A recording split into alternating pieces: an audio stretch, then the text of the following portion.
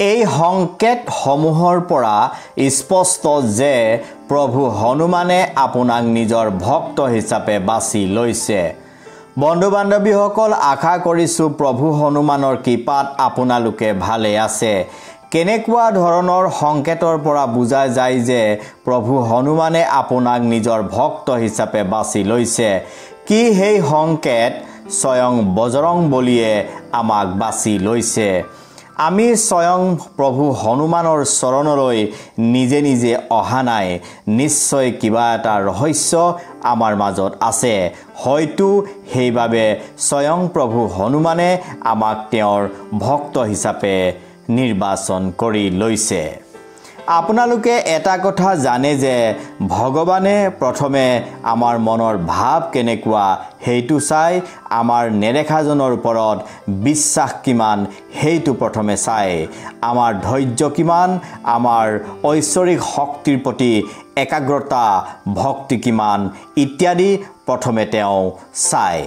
বন্ধু বান্ধৱীসকল, শাস্ত্ৰ অনুসৰি মানুহৰ পুণ্য জন্ম জন্মান্তৰ পৰা যেতিয়া একত্ৰিত হয় তেতিয়াই মনলৈ ভগৱানৰ প্ৰতি শ্ৰদ্ধা আৰু ভক্তি ভাৱ আপোনা আপুনি আহে। কোনেও আপোনাক ক'ব নালাগে, আপোনাৰ মন প্ৰাণ একান্ত মনে ভগৱানৰ চৰণলৈ নিজেই নিজেই যায়। এয়া সকলোৰে কাৰণে সম্ভৱ নহয়। যেতিয়া পৰমাত্মাই নিজৰ ফালে আকৰ্ষিত কৰায় তেতিয়াই আপোনাৰ মন আপোনাৰ উপাস্য ভগৱানৰ প্ৰতি ধাৱমান হয়। তেতিয়া জানিব এয়া পূৰ্বজন্মৰ সঞ্চিত পুণ্যৰ অনুসৰি আপোনাৰ মন ভগৱানৰ প্ৰতি আকৰ্ষিত হৈছে। যেতিয়া আপোনাৰ মন প্ৰাণ নিজৰ উপাস্য ভগৱানৰ প্ৰতি শ্ৰদ্ধা প্ৰবল হয় তেতিয়া জানিব আপুনিও যে প্ৰভু হনুমানে বাছি লোৱা এজন পৰম ভক্ত।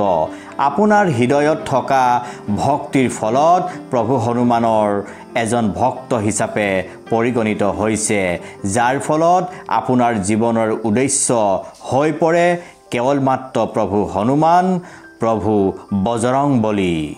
বন্ধু বান্ধৱীসকল, প্ৰভু হনুমানৰ কিঞ্চিতমান কৃপাৰ অবিহনে আপোনালোকৰ মনত কেতিয়াও শ্ৰদ্ধা আৰু ভক্তি ভাৱ নজন্মে। যিসকলক প্ৰভু হনুমানে নিজৰ পৰম আৰু একান্ত ভক্ত হিচাপে বাছনি কৰে সেইসকলৰহে প্ৰভু হনুমানৰ প্ৰতি প্ৰেম ভালপোৱা আৰু শ্ৰদ্ধা ভাৱ জন্মে। আপোনালোকে নিজৰ মাজতে যদি চকু ফুৰাই চাই সকলোৰে জীৱনলৈ এনে শ্ৰদ্ধা আৰু ভক্তিভাৱ অহা দেখা নাপায়। অবিশ্বাসী লোকৰ সীমা সংখ্যা নাই এইখন পৃথিৱীত, কিন্তু খুব কম সংখ্যক লোকৰহে দৈৱৰ প্ৰতি বিশ্বাসী।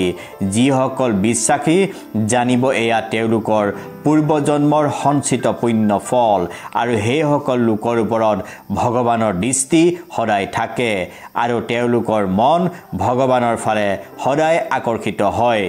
যিসকল লোকৰ মন ভগৱানৰ ফালে আকৰ্ষিত হয় জানিব এয়াই হৈছে প্ৰভু হনুমানে আপোনাক ভক্ত হিচাপে বাছি লোৱা এটা গুৰুত্বপূৰ্ণ সংকেত।